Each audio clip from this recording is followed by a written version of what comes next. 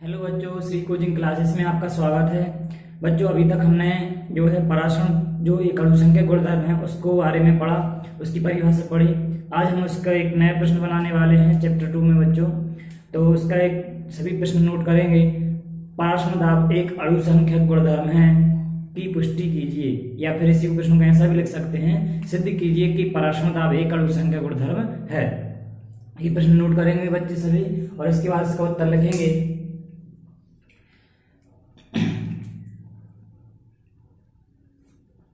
Heading डाल लेना सही बच्चे, और फिर इसके बाद लिखेंगे उसमें पराशरण दाब एक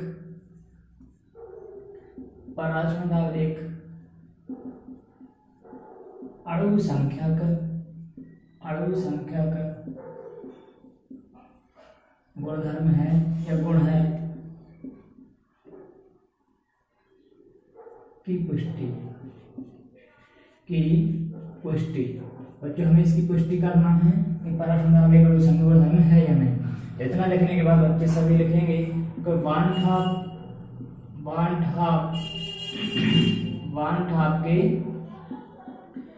ठाप के अनुसार, वान ठाप ने क्या बताया था बच्चों कि पराशरण दाब जो है वह मूलर सांद्रण को सिद्ध किया था।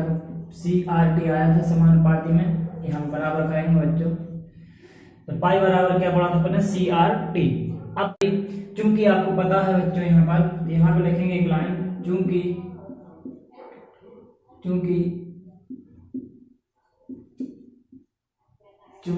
ताप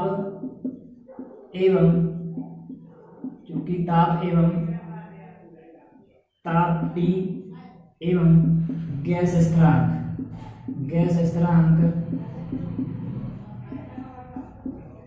R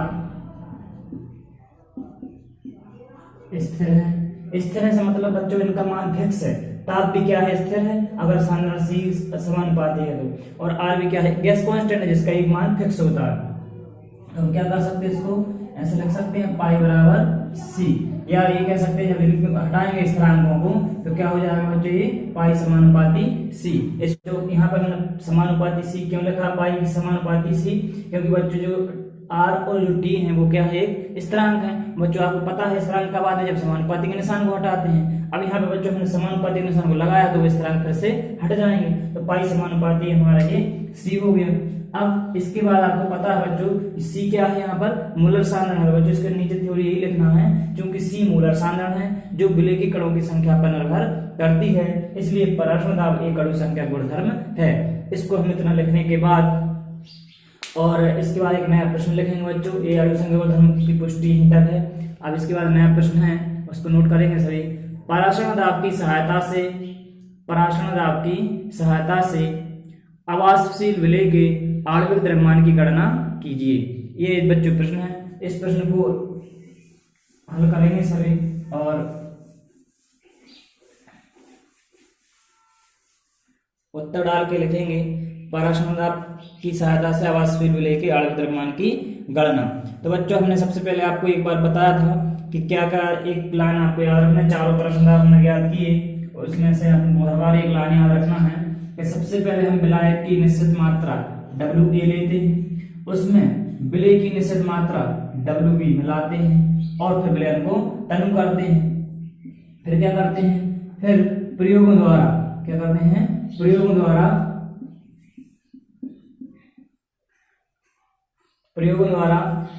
पराशरण दाब ज्ञात करते हैं, प्रयोग प्रैक्टिकल करते हैं, और प्रयोग द्वारा मतलब उसी को बोलते प्रैक्टिकल द्वारा पराशरण दाब की गणना करते हैं। इसके बाद बच्चों क्या करना है, फिर व्यंजक की सहायता से अवाष्पशील विलेय के आणविक द्रव्यमान की गणना कर लेते हैं। तो बच्चों इस प्रकार से थ्योरी आपको लिख लेना है, पिछले चैप्टर से भी आप कॉपी कर सकते हैं, बस नाम चेंज करना है। सर्वप्रथम विलायक की निश्चित मात्रा WA लेते हैं, और फिर इसमें विलेय की निश्चित मात्रा WB मिलाते हैं, और फिर विलयन को तनु करते हैं, फिर प्रयोग द्वारा पराशरण दाब ज्ञात करते हैं, और फिर व्यंजक की सहायता से अवाष्पशील विलेय के आणविक द्रव्यमान की गणना कर लेते हैं। तो ये थ्योरी लिखना है। इसकी थ्योरी लिखने के बाद बच्चों हेड डालेंगे व्यंजक। क्या हेड डालेंगे बच्चों, व्यंजक, और लिखेंगे 1/2 परावर्ण दाब ज्ञात करने का बच्चों समीकरण जो है उन्होंने दिया था वन हाफ के अनुसार। क्या करना है बच्चों? वन हाफ के अनुसार, वन हाफ के अनुसार। अब बच्चों वन हाफ ने क्या बताया था? वन हाफ ने बताया था पाई बराबर सी आर टी। ये वन हाफ ने बताया था। हमने जो वन हाफ बेलन समीकरण स्थापित किया था, इसे समीकरण 1 दे देंगे बच्चों। अब यहाँ पे जो बच्चों सी है, या जो सी है हम जानते हैं बच्चों, हम जानते हैं यहाँ पर हम जानते हैं कि मूलर सांद्रण C बराबर होता है NV/V। NV/V क्या है बच्चों? मूलर सांद्रण होता है मोल, और NV/V हो गया उसके जो है मात्रा, मतलब विलेय के मूल बटे आयतन। इसको सांद्रण की जो एक तरह से सूत्र होता है सांद्रण ज्ञात करने का, मूलर सांद्रण, वो होता है मूल बटे आयतन। तो मूल प्रति लीटर भी कह सकते हैं इसकी इकाई के हिसाब से। तो NV/V, तो C का मान क्या हो जाएगा बच्चों यहाँ पर? NV/V। अब समीकरण 1 में इस C का मान क्या कर देंगे? रख देंगे। तो यहाँ लिखेंगे C का मान समीकरण 1 में रखने पर, समीकरण 1 में रख दो बच्चों, पाई बराबर क्या हो जाएगा? NV/V, और गुणा में क्या बचा? ये RT। अब बच्चों यदि हम इसको V को यहाँ पहुंचा दें तो ये क्या हो जाएगा? पाई V बराबर NV/RT। बच्चों यहाँ पे जरूरी नहीं है कि V लगा कर रखो। अगर आपको पता है कि विलेय का निकालना है तो V लगाएंगे, नहीं पता, सिर्फ इतना पता है कि मूल निकालना है या इसके मूल वगैरह निकालना है तो N/V भी चल जाता। तो जरूरी नहीं है कहीं आपको कि B ही मिले, NB लिखा मिले, N अकेला ही मिल सकता है। तो ये पाई बराबर क्या हो गया बच्चों? NRT हो गया। अब इसके बाद बच्चों हमें यहाँ पे एक चीज और पता है। क्या पता है? अब हमें निकालना है बच्चों क्या चीज? आपको ध्यान रहो, प्रश्न में लिखा है अवाष्पशील विलेय के आणविक द्रव्यमान। अब बच्चों अवाष्पशील जो विलेय होता है उसका आणविक द्रव्यमान, विलेय का आणविक द्रव्यमान क्या से दर्शाते हैं? MB से। अब बच्चों यहाँ पर MB तो अभी मैं कहीं देख ही नहीं रहा, तो क्या करेंगे बच्चों? यहाँ पर हम जो NV है, चूंकि अब हम यहाँ पर लिखेंगे, चूंकि हम जानते हैं क्या कि NV बराबर क्या होते हैं? विलेय का द्रव्यमान बटे में विलेय का आणविक द्रव्यमान। NV का भी मान होता है बच्चों। तो यहाँ पर हम क्या करेंगे? NV का मान रख देंगे। ये हो जाएगा अपना पाई V। बच्चों इसको एक स्टेप और यहाँ पे नीचे रखो, तुमको नीचे जरूरत पड़ेगी इसकी, तो ये नीचे रहेगा। NV का मान बच्चों क्या आ गया? WV बटे में MV, और ऊपर क्या बचा बच्चों? R गुणा T, और एक नीचे क्या बचा था? V। अब बच्चों आपको यहाँ पे दिख रहा होगा MB का यहाँ पर ट्रांसफर कर देंगे और पाई यहाँ पहुंच जाएगा। तो अगली स्टेप में यहाँ पे हम बता दे रहे हैं इसको, क्या बचेगा आपका? MB की गणना करना है, इसलिए MB को बराबर में कर लेते हैं। MB बराबर WV गुणा R गुणा T, और इस प्रकार से नीचे आ जाएगा पाई, और नीचे इधर आ जाएगा V। तो बच्चों इस प्रकार से जो है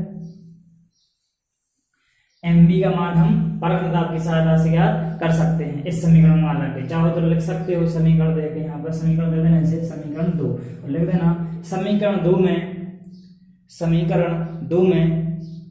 आयतन, समीकरण 2 में आयतन भी, आयतन का संकेत क्या होता है बच्चों? V। तो कोष्टक में आयतन लिख देना, आयतन भी लीटर में, और लीटर में जब लिखोगे उसके बाद कॉमा लगाना। बच्चों हमें यहाँ पर क्या करने वाले हैं वो देखिए, जरूर लिख लेना, ये लाइन बहुत जरूरी है, क्योंकि जब इसमें न्यूमेरिकल करेंगे तो बच्चों को जो आयतन है भी वो किस में लेना है? ml में लेना है या फिर लीटर में लेना है, वो हम यहाँ पर समीकरण में लिख रहे हैं। बच्चों इसके लिए फिक्स है कि जो आयतन है वो लीटर में लेते हैं, ताप जो हमेशा केल्विन में लेते हैं। अगर केल्विन में प्रश्न में नहीं दिया है तो उसको केल्विन में बदलेंगे।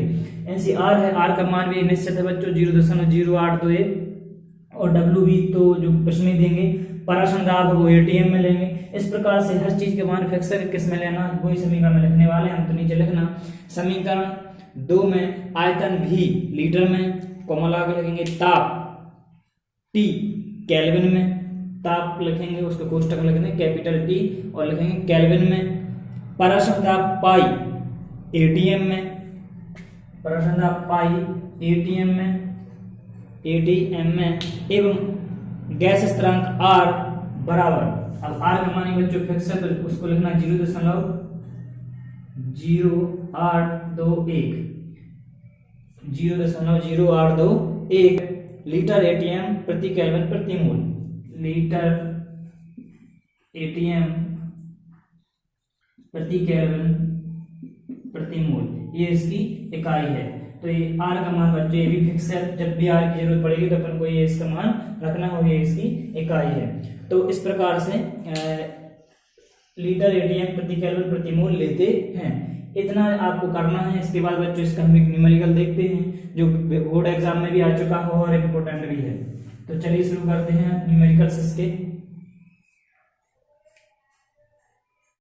सबसे पहले यहाँ से ये लिखना है यहाँ तक, इसके बाद ये सबसे ऊपर एक लास्ट में ये लाइन लिखना है आपको और फिर इसके बाद नीचे थ्योरी लिखना है। तो अब हम इसको मिटा रहे हैं बच्चों और नया प्रश्न लिखेंगे सभी,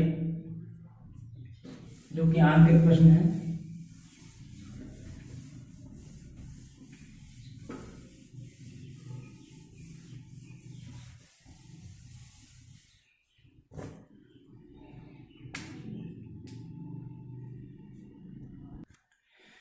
तो बच्चों चलिए शुरू करते हैं आंकित प्रश्न। बच्चों ये जो प्रश्न दिया है 3-4 बार बोर्ड एग्जाम में आ चुका है, बहुत इंपॉर्टेंट प्रश्न है, इसको अच्छे से समझ लेना आप सभी। और जिस प्रश्न को ध्यान से सुनेंगे, अगर आपको बोर्ड पर नहीं दिख रहा होगा तो आप सुनना कहाँ पर क्या है।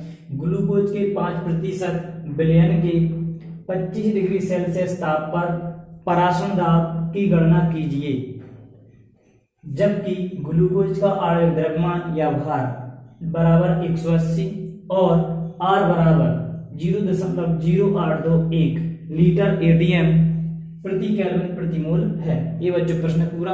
अब यहाँ पे बच्चों आपको निकालना क्या है, पराशर दाब की गणना करना है। तो आपको पराशर दाब का अगर सबको सूत्र हो याद, अभी हमने पढ़ा पराशर दाब का सूत्र बच्चों, अभी हमें उससे क्या निकालना, आणविक द्रव्यमान की गणना, पराशर दाब की गणना करना है। तो पाई बराबर क्या हो जाएगा आपका, पाई बराबर हो जाएगा WV/MV गुणा में क्या था बच्चों R और गुणा T और नीचे यहाँ पे था V।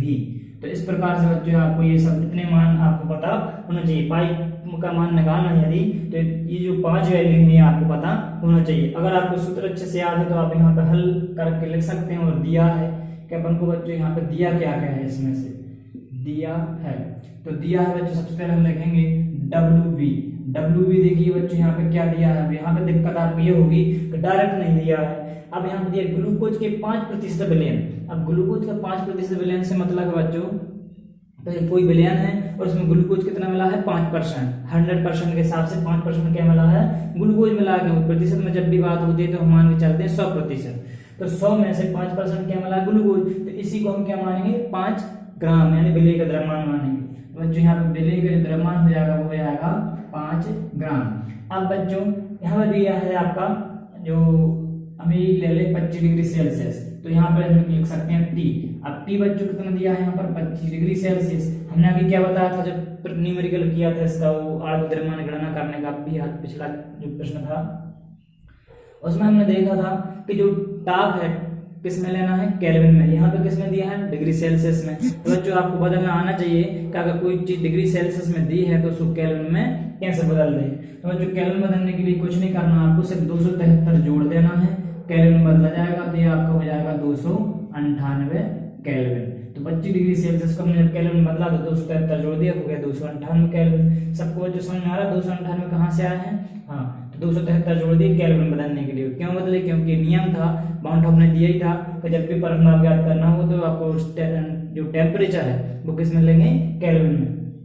इसके बाद बच्चों आपका जो दिया है R का मान बच्चों फिक्स है, जो इसमें ही दे दिया पहले से 0.0821 लीटर एटीएम प्रति केल्विन और प्रति मोल। इसके बाद बच्चों अपना आता है MB का मान बच्चों यहाँ पहले से दे दिया, आणविक द्रव्यमान बराबर 180, तो इसका मान भी अपन को दे दिया 180। अब क्या रह गया बच्चों, 4 वैल्यू आ चुकी हैं, एक और रह गया बच्चों आयतन भी। अब बच्चों आपको देखो यहाँ पर आयतन कहाँ से पता चलेगा, विलयन बना हुआ है ना, ग्लूकोज के 5% विलयन बना है, तो 5 ग्राम तो हो गया आपका विलयन में है क्या, विलय। अब बाकी चीज क्या होगी, विलायक होगा, मतलब दोनों को मिलाकर विलयन बना, तो कितना विलयन बना, टोटल 100%, 100%। तो बच्चों जो आयतन है आपका वो 100 ml हो जाएगा, कितना हो जाएगा, 100 ml टोटल आयतन। दोनों का विलयनों का आयतन जोड़ना है, विलय हो चाहे विलायक, ग्लूकोज का शहद उसमें जो आयतन जुड़ेगा तो 100 ml टोटल 100% के हिसाब से चल रहे हैं। तो 100 ml बच्चों अब यहाँ पर देखिए आप, ये ml में दिया है यहाँ पर, अपन को इसको किस में बदलना है, प्रश्न में दिया था अपन को जो आयतन है वो किस में लेंगे, लीटर में लेंगे। तो इसको हमें आयतन को अगर लीटर में बदलना है तो क्या करेंगे, इसमें 100 ml में 1000 से यहाँ पर भाग लगा देंगे, तो ये आ जाएगा आपका 0.1 लीटर। तो इस प्रकार से लीटर में बदला गया। अब बच्चों आपको यहाँ पर कुछ नहीं करना, ये सूत्र लगाना है और सूत्र में मान रखना है और हल करके लाना है। तो बच्चों ये काम आपको करना है, आपका आंसर आपको करके और हमें भेजना है। तो आप सभी बच्चे यहाँ से उम्मीद है आप सब कर पाएंगे और इसको हल करेंगे और भेजाएंगे सभी आंसर। इसका इम्पोर्टेंट है, अगर नहीं बनेगा तो बच्चों हम इसको आपको बताएंगे। तो चलिए अब नेक्स्ट प्रश्न की ओर चलते हैं। न्यूमेरिकल और है आपके लिए, ये न्यूमेरिकल इस बच्चे देखते हैं इसमें क्या क्या दिया है। तो सबसे पहले बच्चों हटा लेंगे और लिखेंगे दिया है। अब बच्चों सबसे पहले आपको सूत्र याद होना चाहिए पारगमन याद करने वाला। तो उसमें आपको बच्चों यहाँ पे देखो पारगमन तो याद ही करना है। तो सबसे पहले आपको उसमें क्या देखना है, विलय का जो द्रव्यमान है या विलय का द्रव्यमान जो रहता है WB, इसको यहाँ पे देखिए क्या दिया है। प्रश्न पढ़ते हैं सबसे पहले। सुक्रोज के एक विलयन में, सुक्रोज का कोई विलयन है और उसमें सुक्रोज घुला हुआ है कि 68.4 ग्राम सुक्रोज, सुक्रोज का एक विलयन है उसमें 68.4 ग्राम सुक्रोज 1000 मिली विलयन में है।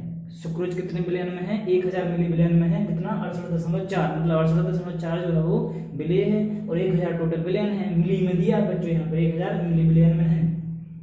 293 केल्विन पर उसका पराशर दाब ज्ञात कीजिए। ताप जिसमें किसमें दिया है, 2 केल्विन में दिया है, तो यहाँ पे इसको बदलने की जरूरत नहीं पड़ेगी आपको। पराशर दाब ज्ञात कीजिए। अब प्रश्न में बच्चों आर का मान भी दे देते हैं। आर बराबर है 0.0821, 0.082। बच्चों कभी कभी एक लिख भी देते हैं, नहीं तो 3 अंकों तक दशमलव के वो लिख सकते हैं। तो 0.082 दिया है यहाँ। इसके बाद इसकी इकाई लीटर, ATM, प्रति केल्विन, प्रति मोल, इतना प्रश्न में दिया है। तो सबसे पहले हम बच्चों लिख लेते हैं विलय का द्रव्यमान 68.4 ग्राम। इसके बाद बच्चों इसका अब आपको आना चाहिए आणविक द्रव्यमान। आणविक द्रव्यमान बच्चों यहाँ पे आणविक द्रव्यमान किसका आएगा, थोड़ा सा वो भी ध्यान रखो। यहाँ पे अपना दिया है क्या, सुक्रोज। तो सुक्रोज का आणविक द्रव्यमान आपको निकालना है। यहाँ पे सुक्रोज का सूत्र होता है बच्चों C12H22O11। इसका हमें आणविक द्रव्यमान निकालना है। तो बच्चों आपको हमने बताया कई बार इसका आणविक द्रव्यमान कैसे निकालते हैं। अगर इसका पता नहीं है तो फिर हम एक बार और बता रहे हैं आपको, लेकिन कोशिश करना है। कभी कभी पेपर में पहले से लिख के दे देते हैं और अगर ना भी दें तो आपको यहाँ पे इस प्रकार से निकाल लेना है ना। तो इस प्रकार से यहाँ पे आपको देखते हैं इसका क्या आता है बच्चों आणविक द्रव्यमान। अब बच्चों एक कार्बन का भार होता है 12, यहाँ पर कितने दिए हैं बच्चों 12। तो 12 को गुणा 12 में करेंगे तो कितना आएगा 144। अब बच्चों एक हाइड्रोजन का भार होता है 1, यहाँ पर 22 हाइड्रोजन, तो कितना हो जाएगा टोटल 22। अब बच्चों एक ऑक्सीजन का जो भार होता है वो होता है 16 और यहाँ पर कितने हैं 11, तो इसका आ जाएगा 176। इसको जब हल करेंगे बच्चों तो हो जाएगा 342। 6 4 10 और 2 12 की 2 हासिल की 1, 5 और 2 7 और 7 14 की 4 हासिल की 1 3। तो बच्चों इसका जो आणविक द्रव्यमान आएगा वो कितना आ जाएगा 342। इस प्रकार से बच्चों आणविक द्रव्यमान निकालना आपको आना चाहिए। तो यहाँ पर हम लिख रहे हैं इसका आणविक द्रव्यमान 342। सूत्र बच्चों इसलिए लिख दिया जिससे आपको याद रहे। इसके बाद बच्चों यहाँ पे आपको जो ताप है T बराबर वो कितना दिया है 293 केल्विन, ठीक है। इसके बाद बच्चों जो विधि है ml आयतन वो दिया बच्चों 1000 ml। तो 1000 ml को बच्चों हम यहाँ पर डायरेक्ट आपको पता हो तो 1000 ml बराबर कितना होता है 1 लीटर। तो हम डायरेक्ट यहाँ पर 1 लीटर भी लिख सकते हैं। इसके बाद 4 चीजें पता चल गई बच्चों हमें यहाँ पे एक चीज और R का मान कितना दिया है 0.0821। इसकी इकाई लिखना हो तो इकाई भी लिख सकते हैं यहाँ पर लीटर एटीएम प्रति केल्विन और प्रति मोल। अब बच्चों निकालना क्या है, यहाँ पर हमें निकालना हमें पराशर दाब पाई का मान हमें यहाँ पर ज्ञात करना है। बच्चों सूत्र आपको पता है, पाई बराबर क्या होता है, पाई बराबर होता है WB बटे MB R गुणा T और नीचे जाएगा। उसके बाद बच्चों इस सूत्र में सबके मान रख देंगे और सूत्र में मान रखने पर क्या आएगा बच्चों देखते हैं। पाई बराबर WB का मान कितना है 68.4 गुणा R का मान कितना है 0.08 0.082 यहाँ पे बच्चों इतना दिया है लीटर है। और इसके बाद T का मान बच्चों कितना है 293 और इसके बाद यहाँ पर MB का मान कितना आया था बच्चों 342 और इसका जो लीटर है आयतन वो कितना है 1 लीटर, तो यहाँ पर जाएगा 1। बच्चों इसको हल करके इसका आंसर चेक आपको करना है। यहाँ पर हम डायरेक्ट लिख रहे हैं अभी 4.8 वायुमंडल। बच्चों ये पराशर दाब की इकाई है वायुमंडल। इसको इस हिंदी में ऐसे लिख देंगे वायुमंडल और अगर वैसे संकेत करना हो संकेत रूप में तो एटीएम लिख देते हैं 4.8 एटीएम। तो जहां भी पराशर दाब याद करना हो तो वहां पर आपको इकाई या तो एटीएम का उपयोग करना है या फिर वायुमंडल का। तो इस प्रकार से इसका आंसर 4.8 आ जाएगा। बच्चों इसको आपको चेक करना है, हल करके भी देखना है और बिना कैलकुलेटर मोबाइल के भी देखना है एक बार करके। दशमलव हटाना सबसे पहले और इसके बाद काटना कितने से कट रहे हैं और इसके बाद इनका आंसर आपको लेकर आना है। अब बच्चों कुछ न्यूमेरिकल्स हम आपके लिए करने के लिए भी दे रहे हैं अलग से, जो सब कुछ आपको करना है उसमें देख के क्या क्या दिया है और कैसे जमाना है वो भी आपको ये सब लिखना आना चाहिए। तो हम आपको ये 2 न्यूमेरिकल्स आपको दे रहे हैं तो हम करके आपको भेजना है। तो देखिए न्यूमेरिकल्स बच्चों, ये आपके लिए 2 न्यूमेरिकल्स दिए हुए हैं, इसको हम पढ़ के सुना देते हैं आपको। 298 केल्विन पर एक अज्ञात पदार्थ, पता नहीं है कौन सा पदार्थ है, 298 केल्विन पर एक अज्ञात पदार्थ का विलयन 2.55 वायुमंडल 2.55 वायुमंडल पराशर दाब दर्शाता है। बच्चों ये 2.55 है वायुमंडल, ये इसकी इकाई है और ये पराशर दाब दिया हुआ है, कितना दिया है 2.55 दर्शाता है। यदि विलयन के 100 घन सेंटीमीटर में 3.002 ग्राम विलय उपस्थित हो, तो बच्चों विलय की मात्रा कितनी दी है 3.002 और इसका आयतन कितना दिया है बच्चों 100 घन सेंटीमीटर क्यूब में इतना विलय उपस्थित है। तो विलय का आणविक द्रव्यमान, इसमें बच्चों में MB की गणना करना है। हमें विलय दिया हुआ ये बच्चों घन सेंटीमीटर में दिया है, इसको आयतन में लीटर में बदलेंगे आप तो वो 1000 से भाग लगाएंगे तो 0.1 लीटर आ जाएगा। ये आपको बदलना आना चाहिए, सेंटीमीटर क्यूब दिया है तो कितना का भाग लगेगा क्या करना पड़ेगा। इसके बाद दूसरा प्रश्न दिया है बच्चों सुक्रोज, उसका सूत्र बगल में दिया हुआ है कि जलीय विलयन में 1.75 ग्राम सुक्रोज, तो बच्चों विलय का द्रव्यमान ये दे दिया। सुक्रोज 150 ml विलयन में विलय है, विलय मतलब घुला हुआ है, तो 150 ml यहाँ पर क्या दिया है आयतन, और बच्चों ml में दिया तो इसको लीटर मत लेंगे तो 1000 से भाग लगा कर देंगे। तो 17 डिग्री सेल्सियस पर बच्चों टेम्परेचर जो दिया है केल्विन में मनाते हैं, यहाँ पर डिग्री सेल्सियस में दिया है, तो आपको इसमें क्या करना है इसको केल्विन में बदल लेना है। पर उसका पराशर दाब ज्ञात कीजिए, इसमें बच्चों पराशर दाब ज्ञात करना है, इसमें आणविक द्रव्यमान ज्ञात करना है। आर के मान दोनों में दिए हुए हैं तो आपको ये दिया है लिख के सब जमा के अच्छे से और प्रश्न को इसको हल करके आपको बताना है। तो आज का वीडियो लेक्चर बच्चों यहीं पर समाप्त करते हैं, तब तक के लिए धन्यवाद।